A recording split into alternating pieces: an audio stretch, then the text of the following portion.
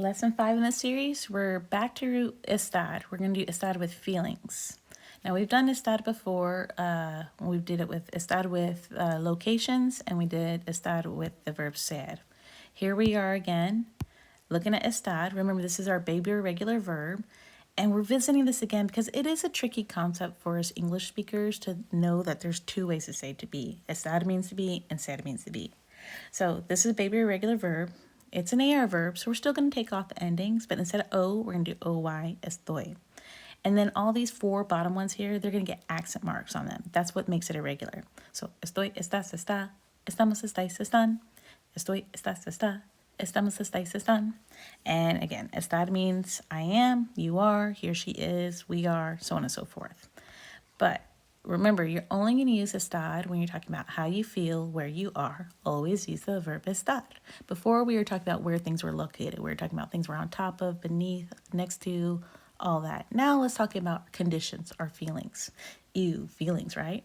Here's some good vocabulary words that deal with emotions. Aburrido, alegre. Think of alegre. When you play music and you play alegre, you play faster, like happy, joyful. Amable. In English, we have that old word amiable that means nice and friendly. And in Spanish, you have amable. Avergonzado. That's embarrassed, not embarazado. If you say embarazado, you're saying you're pregnant. And you might be embarrassed to say that you're pregnant. So if you want to say you're embarrassed, not embarazado, avergonzado. Cansado. That's a good one to know. I'm always cansado. Cansada, because I'm a girl. Cómodo, confundido, contento, enamorado. Look right there. You have the word amor right in the middle of that. So that's to be in love. Enojado, equivocado, limpio, listo. That one's tricky. We could talk about that one later. Basically, if you use listo to say with estar, it means that you're ready. But if you use listo with ser, it means you're smart. So that could change depending on if you're using ser or estar. Nervioso, ocupado. Think about when you go to like the restroom in the airplane and it says occupied, ocupado. Preocupado, your thoughts are preoccupied, you're worried. De buen humor or de mal humor. Remember, don't say the H. You're in a good mood or a bad mood. Sucio, and triste. Those are good emotion words. So let's get some practice. You're going to use the verb estar because how you feel, where you are, always use the verb estar. And we're talking about how we feel here. So you're using estar for all these. So if you ask someone, ¿Cómo estás hoy? Or ¿Cómo estás tú hoy? We're talking about how are you today? How you feeling? So you're going to write sentences saying how these people are feeling. So say like, I am nervous, I am sad, so on and so forth. Pause the video and let's come back and look at your results. Okay, assuming you paused your video, here we go. For number one, if you want to say I am nervous, you can say estoy nervioso. Unless, of course, you're a girl, because then you'll change it to nerviosa. Number two, estoy triste, or yo estoy triste. You don't necessarily need the yo, but it's there for emphasis. I'm lazy, I usually drop it. Now this one, we didn't have to worry about changing it to feminine or masculine because it ended in E, so it's neutral. Number three, estoy enojado, I'm angry. Unless you're a girl, then you'll put an A, estoy enojada. See? Okay, ¿cómo estás? To say I'm happy, you could say estoy feliz or estoy contento. And again, if you're a girl, you say estoy contenta with an A. For feliz, you didn't have to worry about that. That one was a safe one. It just stays neutral. To say you're in love, oh.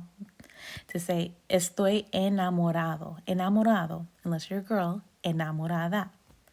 And to say you're tired, ay, ¿cómo estás hoy? Estoy cansado. You're tired. That's a good one to know. I feel like we're all tired when we're studying. Here, let's do a little listening practice. Go ahead and you're going to write down. You could do it, if you didn't do it in English, this means you really know it. But I'm going to say how these people are feeling, 1 through 6, and just write a quick note to yourself, trying to see if you understand what it is. Let me begin. I'll repeat them twice. Number 1, Talia está triste. Talia está triste. Number 2, Clara está enojada. Repeating. Clara está enojada. Number 3. Miguel está enamorado. Repeating. Miguel está enamorado. Number 4. Julio está de buen humor. Repeating. Julio está de buen humor. Almost done. Number 5.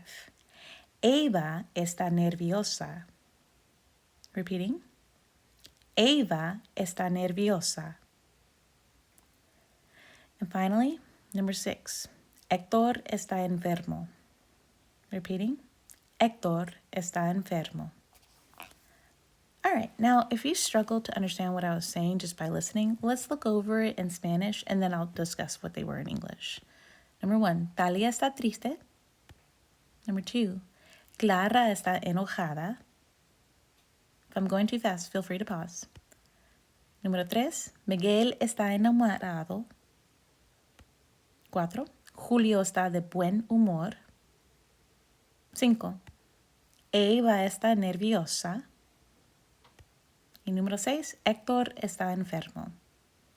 Let's look over this. When I talked about Talia, I was saying she was triste, she was sad, and she looks pretty sad.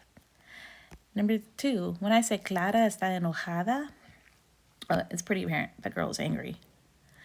Miguel está enamorado. I interpreted him to mean he was in love. Number 4, Julio está de buen humor. He's in a good mood. He looks like he's pretty happy. Good mood. Número 5, Eva está nerviosa. Poor girl. She's more than nervous. That girl looks like she's in shock. But I was trying to use vocab that you were already familiar with. Number 6, Héctor está enfermo. Oh, poor Hector. He needs to go home for the day. All right, guys. A little bit more practice. Let's go ahead and describe these people. Earlier, when we were talking about emotions, we were just doing yourself. I said, ¿Cómo estás tú? And you're just talking about yourself. Now let's change it up and use our verb estar in more than one way. So go ahead and describe how these people are doing. So we'll say Dwight is bored. And you'll say Dwight está and the word for bored. Try to keep in mind, if you're talking about a guy, keep the adjective masculine. Adjectives match the nouns. If you're talking about a girl, make it feminine. All right. For Dwight is bored. Dwight está aburrido. Think of a boring burrito would be just beans. That's boring. We need all the fixins. Number 2, we are worried. Nosotros estamos preocupados. Now, we were talking about more than one person, so we had to make that preocupados. If your noun is plural, your adjective also has to be plural. Everything matches in Spanish. It's gorgeous like that. The teachers are sad. If the teachers are sad, los maestros están more than one teacher. So not just triste. Did you write tristes? Good job. All right, going on to the others. You are angry. Tú estás enojado. Unless we're, tú estás enojado. Again, guys, if I'm going too fast, always feel free to pause. Number 5, Pam is confused. Now, Pam's a girl. So we're going to say Pam, not S. Pam está confundida. Remember, we're using está, not S, because how you feel, where you are, always use the verb estar. We're not going to do S because we're talking about her feelings, her condition. And finally, I am comfortable. Yo estoy cómodo. Unless you are a girl, but I was doing it for this guy. All right, thank you so much.